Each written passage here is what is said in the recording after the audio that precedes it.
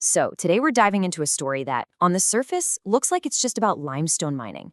But trust me, once we start to peel back the layers, it's really about power, it's about fairness, and it forces us to ask a really huge question. Who are these regulations actually for? And bam, this quote right here just gets straight to the point. Is this whole thing a sudden case of environmental concern, or is something else going on? Is this about squeezing the little guys while the big players get a free pass? Let's dig in and see what we can find.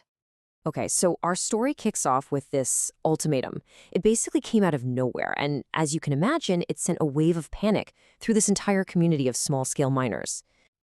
All right, let's look at the hard facts. You've got this government notice, issued on November 25th. It goes out to limestone mine owners in a few specific areas, Sohbar, Mawlong, and Wahlong. And the deadline they're given, December 5th. Get all your updated documents in by then.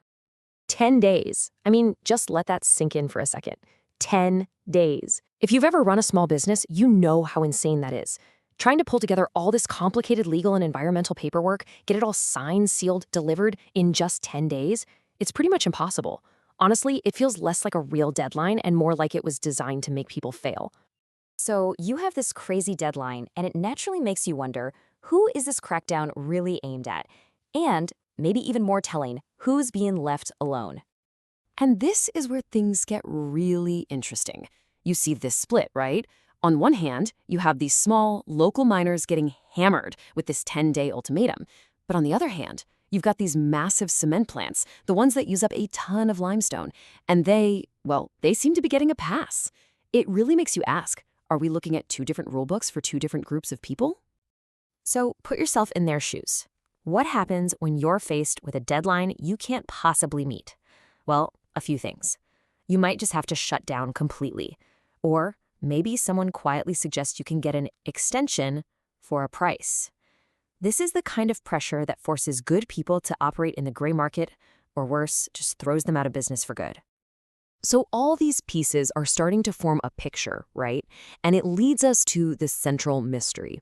If this isn't really about protecting the environment in a fair way, then what's the actual game plan? And here it is, the big question at the heart of all this. Could it be that regulation itself is being used as a weapon? You know, taking a tool that's supposed to ensure fairness and instead using it to crush smaller competitors, all to help the big, politically connected guys tighten their grip on the market. You know, there's actually a name for this. Economists call it rent-seeking. It's a fancy term for a simple idea. Instead of creating more value or a better product to earn more money, you just use your political connections to change the rules so you get a bigger piece of the existing pie. It's about rigging the game, not winning it fairly. Okay, so if rent-seeking is the what, we need another tool in our kit to understand the how. There's this really important concept that explains how the whole system can get twisted from the inside out. It's called regulatory capture. And the idea is, well, it's pretty simple, but also kind of mind-blowing. Imagine you set up a government agency to be a watchdog for a certain industry. Regulatory capture is what happens when, over time, that watchdog gets so cozy with the industry's biggest players that it stops watching them and starts working for them. The guard dog basically becomes the pet of the very people it's supposed to be watching. So what does that look like in the real world? Well, it's often a three-step process. Step 1, the big, connected companies use their influence to shape the rules. Step 2, they help create super complicated regulations. Sound familiar? Like, say, a sudden 10-day deadline that they can handle but their smaller competitors can't. And Step 3, the little guys get pushed out and the big players have the whole market to themselves. Which brings us to the end of our explainer today. But this isn't a closed case. Far from it. This is happening right now.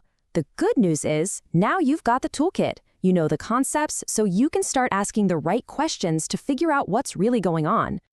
So question number 1. It's super simple and it's all about the data.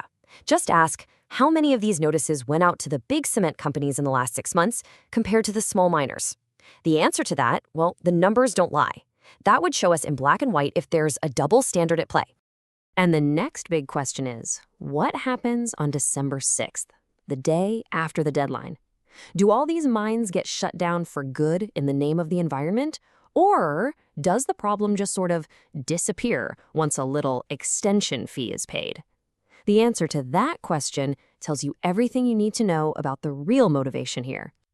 And I want to leave you with this last thought because it really puts a fine point on everything. How is it possible that a government can be so efficient, so laser-focused on hitting small limestone quarries with a 10-day notice, but at the same time, they're somehow completely helpless when 4,000 coal trucks just vanish? It's a staggering contrast, isn't it? And it's a question that really forces you to look beyond the paperwork and ask the most important question of all. Who are these rules really for?